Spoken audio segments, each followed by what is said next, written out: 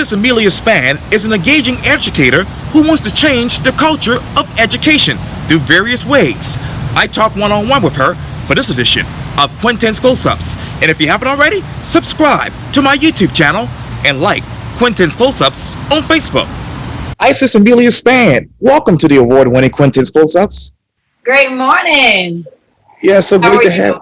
Oh, I'm doing great, actually. Hope you're doing well. Doing well. That's great to hear. I know you reached out to me on Facebook Messenger back in August, and you wanted to talk to me, obviously, about education and the importance of kindergarten, because you are an educational, obviously, consultant. And I know in 2019, you founded Fundamentals of Learning, LLC, where your mission is to raise social and cultural awareness for those populations that require additional support and attention while ensuring the kids have fun in the process. Fundamentals of Learning is currently serving thousands of families by teaching them how to teach at home and reminding educators that every child deserves a champion, and that champion is them. What are the fundamentals of learning? Yeah, so the fundamentals of learning for me requires a level of service, engagement, learning, and fun. Those are the fundamentals. So I made sure that I was very intentional about putting the FU in capital because it really focuses on a certain level of engagement and students' interest in the classroom. So when we talk about the fundamentals, are we serving? Are we empowering? Are students learning? And are they interested? Are they having fun in the process? And I'm going to get to that in just a minute, but let me ask you this. What populations need additional support right now? Well, in the pandemic, we have a lot of families really that need extra support. Of course, we see our low income and our middle class families suffering the most because they are working class families, and they really not only rely on the public schools to kind of be that support while they are working, but they also really rely on us to make sure that their children are being educated. So right now in the climate that we're in, I would have to say low income, middle class families who have already been suffering pre-COVID-19, I just have to say that, are really suffering now just because they don't have the resources, the information that they need in order to make sure that their children are still successful. What resources and information do those people need right now? Mm-hmm. They need hands-on material. A lot of times I've found, and I've only worked in Title I schools, so my lens is very focused on them. They need that hands-on experience. And the resources now, a lot of them are online, they're virtual. And even if they are traditional, they still aren't getting the manipulatives that they used to get. They still aren't getting that one-on-one teacher interaction, because I'm still a public school teacher as well.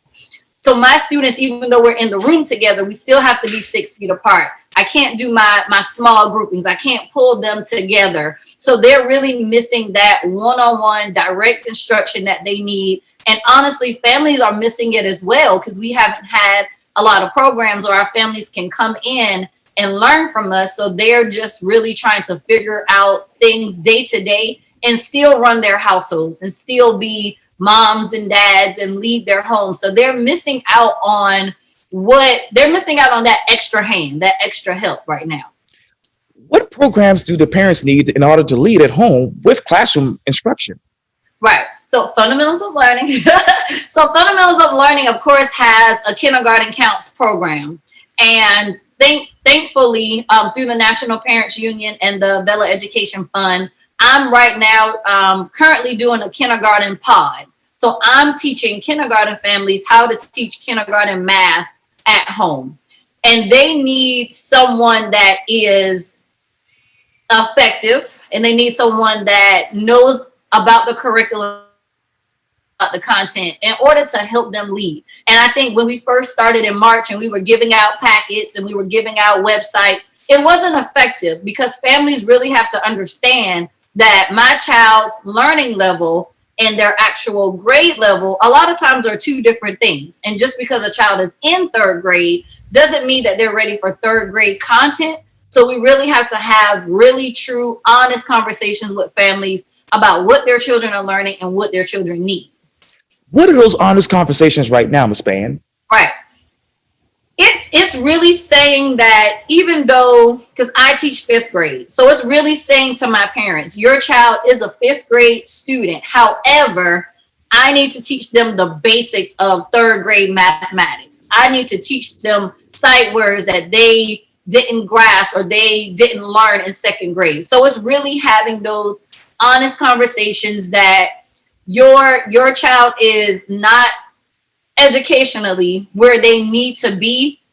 These are the tools, these are the resources, this is the vocabulary that you need to use at home in order to help them if they do take the math, if they do take the math assessment, if they do take math inventory, reading inventory. So as educators, it's not being afraid to have very transparent conversations with families about whether or not their student has a deficit or whether their student is beyond what we're teaching in the classroom, and we need to actually provide them with more. So sometimes it's students that we need to fill in those gaps, and sometimes as educators, it's those students where we need to provide them with more so that they can be successful.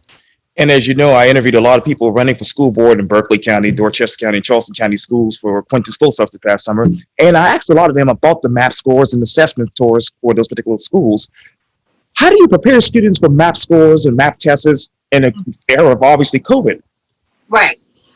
You really have to be intentional, and I think that's going to be my buzzword for the rest of the year, because we really do have to be intentional when we are educating students. And I will say it day in and day out.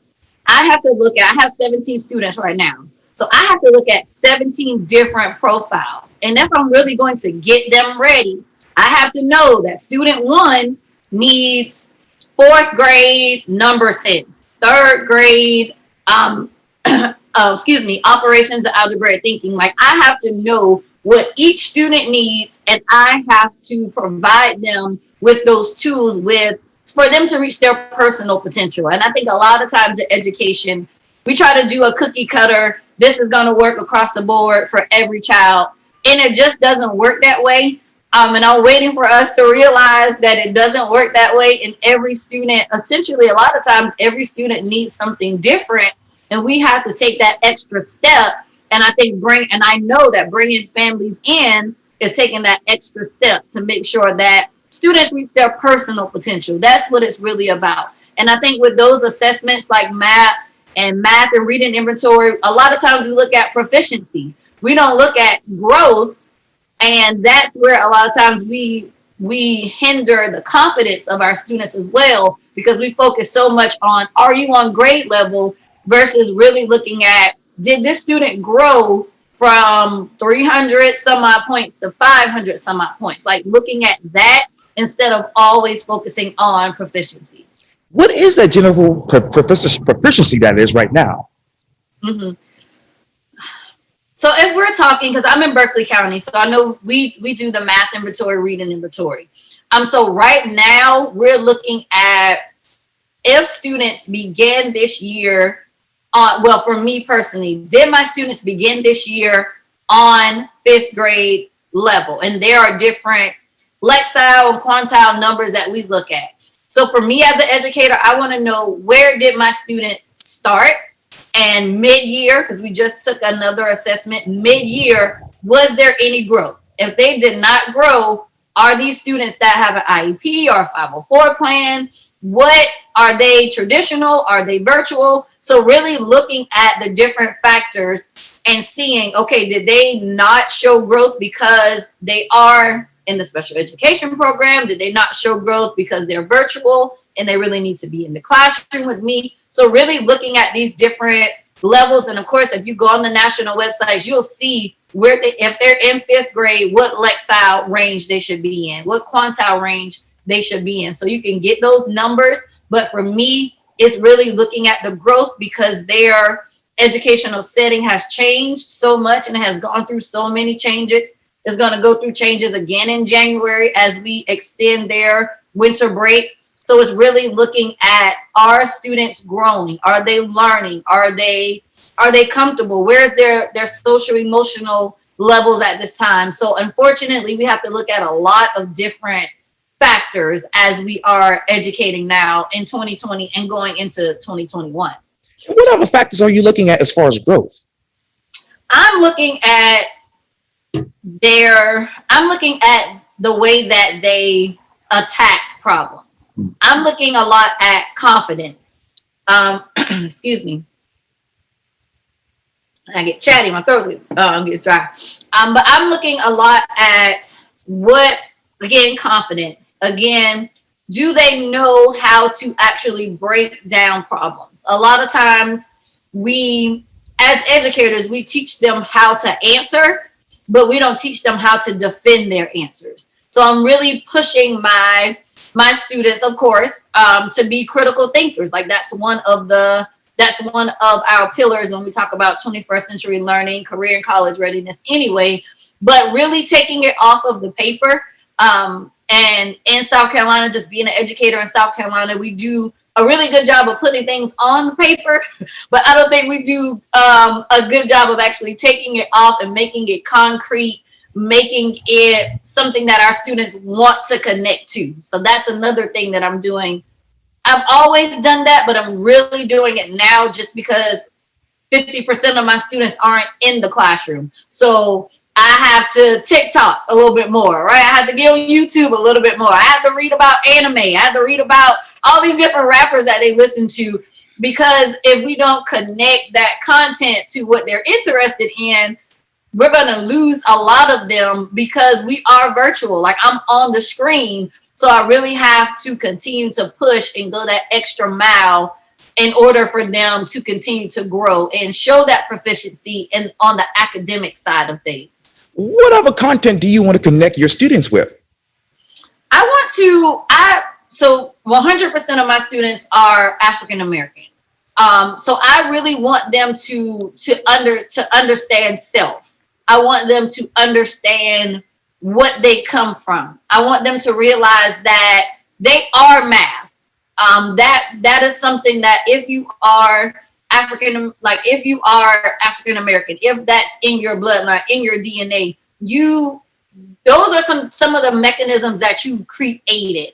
And a lot of times they're afraid of math. They're afraid to multiply. They're afraid to divide. So really getting them to understand that that's something that is a part of you. And I want them to see themselves as contributors to this society that we're in, this new age of learning, this new age of everything that they're doing right now. I want them to know that they are the creators. They can put things in place right now, that it doesn't have to be about math or science or social studies or reading. They can create things just off of the brilliance of who they are. And as an educator, I don't feel as though we put enough of our energy into actually pushing them forward into their greatness. I think we go in with our agendas about what we should teach and what's on the calendar, but we don't ever step back and say, okay, Javier, what makes you awesome? How are you going to change the world? Just having conversations like that and really showing them that I see you as a human being. Like I know that you're my student, but I see you as a human being and I want to know what makes you great. Now let's read together. I want to know what you want to do in the future. Now let's do math together. Instead of putting the content first, I pride myself on putting my children first, and then we can talk about the content. Ms. Spann, let me ask you this. This might be a complicated question here, but what other mechanisms that students really don't know that they have? I think it's going back to what I just explained. Like they don't know how brilliant they are because we grade them and because we put them into this box. They don't understand that my brilliance as an artist can really shine through, even though I may be a couple levels behind in reading.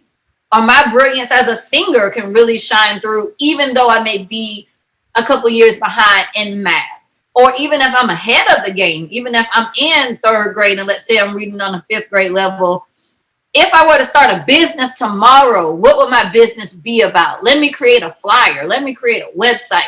So just really showing them that this entrepreneurial spirit can really, and I pride myself on showing that on the elementary level. I think a lot of times we save it for high school, but showing an 8-year-old, hey, you can create some really cute bows and you can put them in your hair and you can, make a video and put it on YouTube. So I think that they're missing that they have control in this education system. And I think that's one of the mechanisms that they're missing. Like they're waiting on someone to tell them where to go and tell them how to speak and tell them, how to move. And they don't realize that you have just as much control in what we do in the classroom from day to day as your teacher does. Like I really just want to be there to facilitate and to lead. But I want to know, just like I said earlier, I want to know what you're thinking. I want to know what do you want to do with your life? Like where do you see yourself going? And a lot of times it's hard for them to answer those questions. Wow. It's really hard for them to answer those type of questions.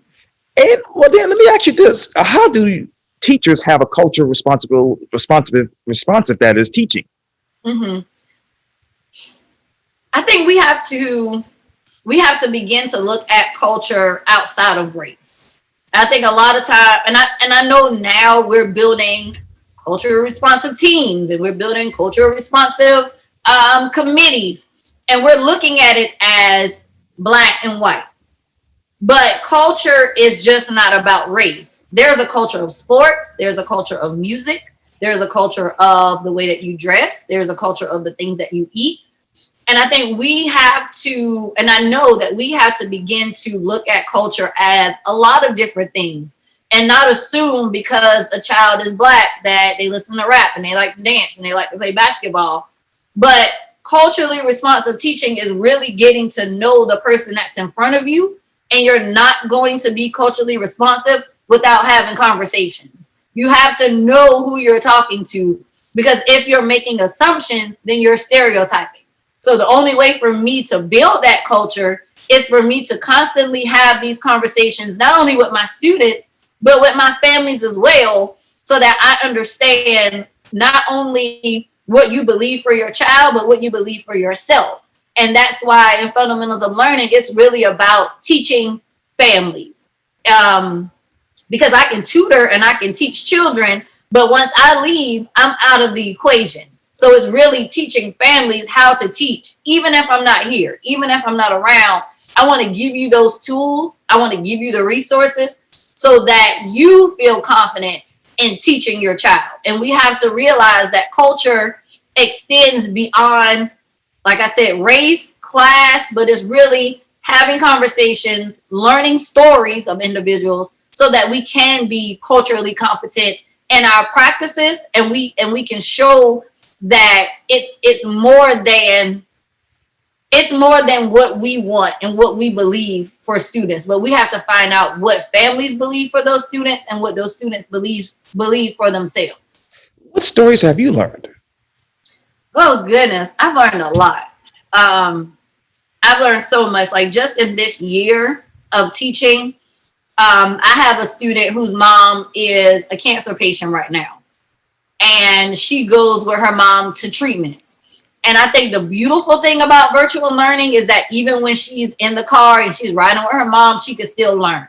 Whereas before, if she left school to go to her appointment with her mom, that was it. Like we were done for the day. Right. But now it's beautiful in the fact that they can take me with them everywhere that they go. So whether it's a student going to these cancer treatments with their mom, or it's a student who has to go live with another family member because their grandmother got admitted into the hospital, like I can still be there for my students. So I love that part of the virtual learning. And it's really just having, like I said, having conversations with my students. That's how I learn about them. That's how I learn their story. That's how I learned that my student who wasn't really talking in the beginning of the school year really missed her dad that was in New York. But I wouldn't know that if I didn't stop to have conversations, if I didn't stop the content for a second to get to know the children that were in front of me. In the midst of this COVID situation going on right now, what type of conversations are you hearing? Mm-hmm.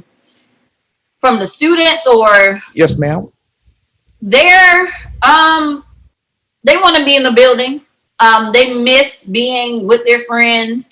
They miss, because I'm really big on just like projects and fun Fridays. So they miss coming into the classroom and being able to bake bread with us on Fridays, or, being able to come in and just do different dances and make videos with us. So they're really missing being in the building. Like, that's what I'm hearing. And they also want someone to teach them. And I think for a lot of students, and I know we're having this debate right now of effective teachers versus ineffective teachers, teachers that just want to work from home so they can just hang out. So those are just like the conversations that I'm hearing from the adults. But for the kids, like I said, they want to be in the building. They want somebody that's going to teach them. They want somebody that's going to push them. And they really want honest conversations. Like, they want us to stop pretending that they don't know about what's happening right now, the climate of the racial tension in the world, the climate of changing presidents and seeing presidential tweets. Like, they want us to really understand that they know what's happening, and they want us to include them in those conversations. Let me ask you bluntly, what do you want, virtual or face-to-face? Me personally, my personal opinion, I want face-to-face. And I say that because of the students that I teach. And I know that I can give them more if they're in the building with me. And for a lot of them, like I said earlier, like, they need that tactile pencil paper. They can do things online. Don't misunderstand me when I say that. But just even looking at it as a mom, like, my daughter, she really needs to draw things on paper. She needs to move around things on like, she needs to touch it and she needs to feel it in order for it to connect to her brain. Right. And that's what I'm seeing for a lot of my students. Of course, their safety and their health is a concern for me. But in a perfect world, if I can erase everything and bring them back and really just not have to worry about the Google Meet crashing, not have to worry about their hotspot not working. Like, we get into a really good groove and the hotspot, goes out, or the Wi-Fi stops, or my microphone stops working. Yeah. So it's really so many interruptions in technology, because honestly, it wasn't built like, they didn't build Zoom and they built this for like small businesses to get together on Tuesday morning and have a conversation. Like, they didn't build it for millions of kids, to log in and to use the program day in and day out. So a lot of what technology is amazing, but for students that are already struggling and students that are already not performing on grade level, the constant blinks and flashes and slowdowns in technology, it really isn't helping them to be as successful as they could be. And I interviewed a lot of these candidates who are running for office early this fall, and we always obviously talk about the hot spots and not for them in the rural areas. What are you hearing when it comes to that? I've had a lot of I haven't had a good relationship with the hotspots. I had a couple students that actually ended up coming back into the building because their hotspot was so terrible. Right. It would cut us out. He wouldn't be able to hear me. So we didn't have a lot of success with the hotspots.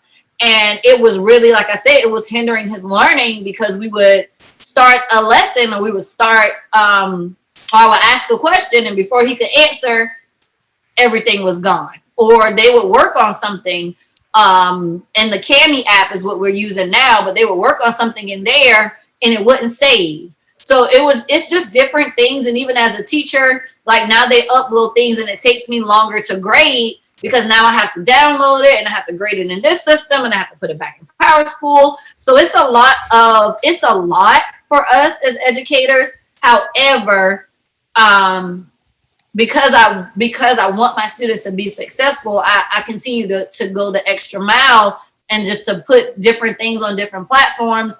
And honestly, it's a hit or miss every day. And we find something that works, and then, sometimes we have to change it. Or like right now, going into January, like, I have to plan for a week of completely virtual, So I had to decide, am I going to put my lessons on YouTube? Am I just going to drop everything in the Google Classroom? What's going to work? What's going to work for my students? So it's a constant change every day. And what more resources do you need to make certain that you have an effective classroom? I need bodies. If I can get like 5 extra bodies in the room, I mean, it's really just, I don't think that there's we don't need any more programs.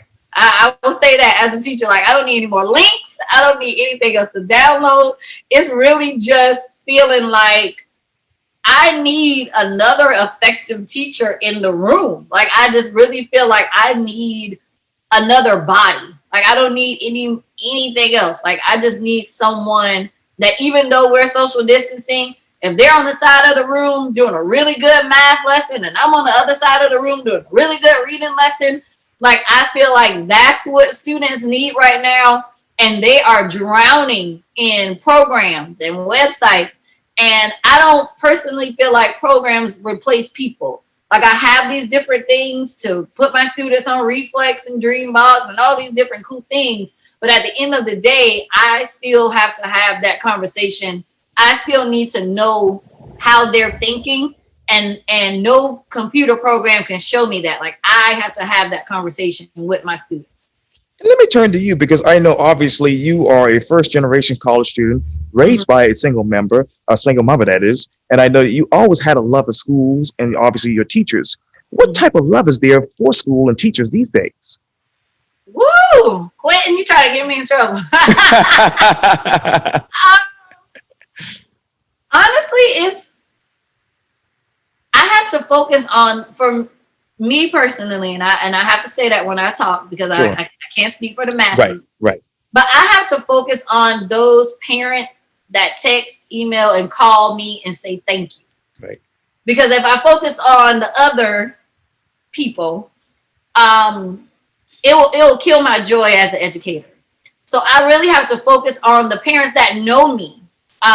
Because a lot of the comments and a lot of the bashing and a lot of the negativity, those are individuals that have never met me. They have never stepped foot in my classroom. They haven't even probably visited my YouTube channel. They just see a post and they make a comment. So a lot of times I have to drown out the individuals that I know do not know me personally. And I have to try my best not to take it personally when I see comments about teachers that I know for sure aren't the truth. Now, do not get me wrong, there are ineffective educators. But in this climate and in this time, we can't, as a society and as a community, we can't box all teachers in. If you had a negative experience with an educator right now in 2020, it's best that you direct that negative comment to that educator that you know specifically isn't doing right by children. Because for me, as an educator that's working overtime and a mom of 4, and I have a 5-year marriage that I'm sustaining, in this climate with so many different things, for me, it just angers me when I know that your all teacher comment is encompassing me, and I know that I'm going above and beyond right now to make sure that I'm doing well by students. If you could bring those naysayers to the table right now, what would you tell them? First and foremost, it's 10 o'clock on a Saturday, and I'm having a conversation about how ways to improve education. So for me, I think that shows a level of commitment in itself, because I could be anywhere doing anything right now, but I really wanted to make sure that this conversation happened.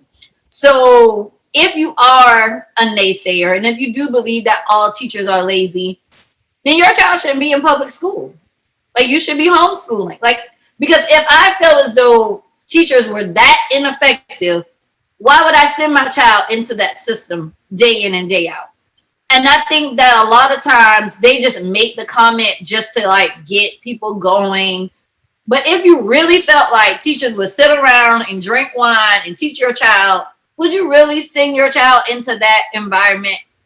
And I think that we have to have more conversations about what we really think and not what we want to put on social media. Like, I know that there are parents, they have no choice but to send their children into broken systems because they're just on that side of the track or they live in that zip code. But I also see those parents advocating for children. And advocating and complaining are two different things. Like if you are at the school board meetings voicing your concerns, if you're looking for organizations to assist your child, that's advocating. If you're getting on Facebook and you're commenting and you're closing your laptop and you going on about your day, that's complaining. And I think a lot of times we kind of confuse the two with if I make a post or if I make a comment and if I put out some percentages, I'm an advocate. And that's not necessarily the truth. If there's no follow-up, then you're not advocating, you're just complaining. And if you're only speaking about your child's personal experience at one particular school, then you're also complaining. Because when I look at advocating, I'm looking at my children are okay on this side, but there are children on the other side that are not okay. And what can I do? What systems can we put in place to make sure that all children are okay? That's an actual advocate. And if it's personal, if you're a naysayer and it's personal, it's about this one school, this one group of teachers, then that conversation should be had at that school with that group of teachers and not making it about every teacher in the actual system or in the state, in the county, wherever you may be, because that's just unfair. What zip codes actually have a broken system? So I'm an educator in the state of South Carolina. Right. And I will say that there in the Post and Courier, they actually did a really good story about how we are this minimally adequate state. We continue to show in the state of South Carolina how much we value education by leaving educators out of conversation. I feel like if I'm finding out information the same time as the overall community, then you don't value me as an educator. You don't value my voice. And in this state where we have schools that are 100% African American without any type of African American studies or Black history studies, I feel as though that's a disadvantage. If we are educators and we can't voice concerns or we can't advocate for students without feeling like we may lose our positions or we're going to be personally attacked, I feel like that's a disservice to students as well. So it's not just about where the students may live or about their zip codes, but it's really about, do you honor the people that are in the building? And in this state, if I'm just being 100% honest, I don't feel honored as an educator. I don't feel valued. I don't feel as though my opinion matters to the masses. I feel like it matters to my students, and that's good for me, but it's not good enough for me anymore. And go ahead. Oh no, you go for it. And I just want us to feel like we're appreciated. And I want to be valued. If we went to school for 4 years, some of us 8 years. Like I have a master's degree in administration. We continue to do professional developments. We continue to get these different endorsements. And at the end of the day, we're still questioned about what we do in the classroom. We're still questioned about what the results that we produce.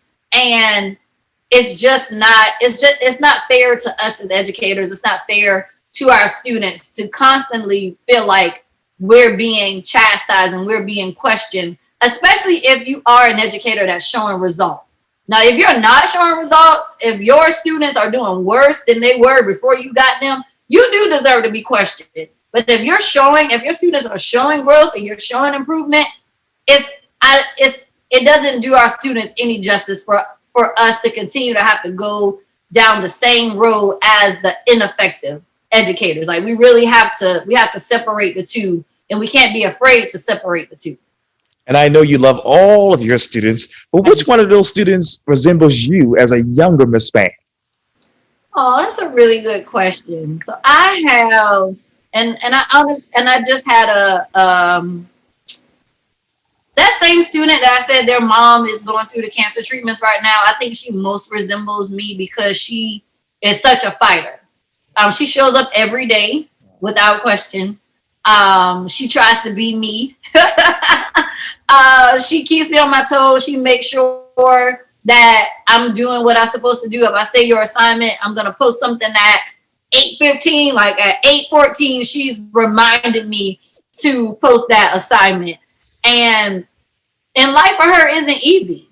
Um, she's the oldest of her mom's children, and she's seeing her mom fight pretty much, fight through this disease right now. But she shows up every day, and that reminds me so much of myself because I showed up every day. Um, when my when I didn't have electricity in my home, when I didn't have running water in my home, when I I'm getting teary eyed, but I showed up, and I showed up because my teachers love me. And for her, I think that's why she shows up. Like she shows up because she knows that I love her and I'm gonna be there, and I believe in her. And she she reminds me of myself because of that. Because no matter what, she shows up, and she's a virtual student. Wow. So she could have been like, you know what? I don't have to go to that classroom, whatever, forget them. But she's on that computer every single morning, and she's asking questions, and she wants to learn. And she reminds me of myself for that particular reason. Showing up every day, eager to learn, and knowing that I can make a difference. And she knows that already, and that's why she reminds me of myself. Wow. And what more questions do you have about education, curriculum, learning, virtual learning? Yeah, what questions do I have? What more? Yes, ma'am. Oh goodness, I don't think we have enough time for for all my questions. But I really want to know, and for anyone that of course, will watch this, I really want to know where we see families. How do we view families when it comes to curriculum and instruction? What role do they play? I know what role they play for me, but for policymakers and for those individuals that really do make the decisions that come down the pipeline, where do we see families? Do we see them as vital? Do we see them as important? Do we see them as necessary? What plans do we have in place for a universal pre-K kindergarten system that really sets students up on this trajectory for math success? Where are the math programs? That's my question. Where are they? Our students need them. Teachers need them. Families need them, and I don't see a lot of math programs that are really manifesting in a way that are going to make sure that our students don't continue to struggle with fractions and multiplication and division.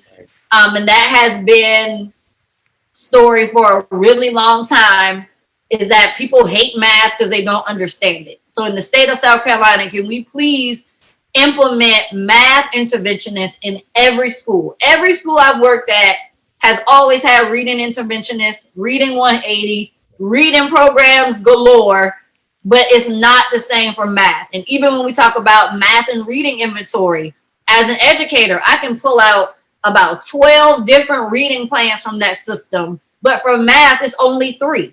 And if we're moving into STEM and STEAM, I think people forget that M at the end is mathematics, but there aren't a lot of programs and things in place for math instruction, especially when we're talking about African American boys and girls that continue to be the research, but they aren't being taught. And I think we do a really good job of researching them and studying them, but we don't do a great job of educating them. So I really want to know what do we see? How do we see our parents? I want to know that. What are we going to do about math instruction? And then lastly, we have to separate the effective from the non-effective educators, and we have to stop allowing educators to teach children that aren't effective. It doesn't matter if they're your friend, you know them for a really long time. If they are ineffective and they're not doing right by children, they don't need to be in front of children. If they don't believe in children, they don't need to be in front of children. So how are we really going to monitor? How are we really going to um, do different observations on teachers that are not once or twice a year, but are more often, so that we can make sure the best educators are in front of our children? Going back to your zip code question, in every single zip code, not just because their mom and dad make a lot of money, so they get the best teachers, and those moms and dads or grandma, grandpas that don't make a lot of money, they just get whatever they get. Like, we have to change that, and we have to stop being so comfortable with the neediest children getting the ineffective teachers. We have to stop. We have to stop being comfortable in that being our story. Isis Amelia Spann, thank you so much for your time. And again, welcome to the award-winning Quintin's Close-Ups. Thank you. You're very welcome.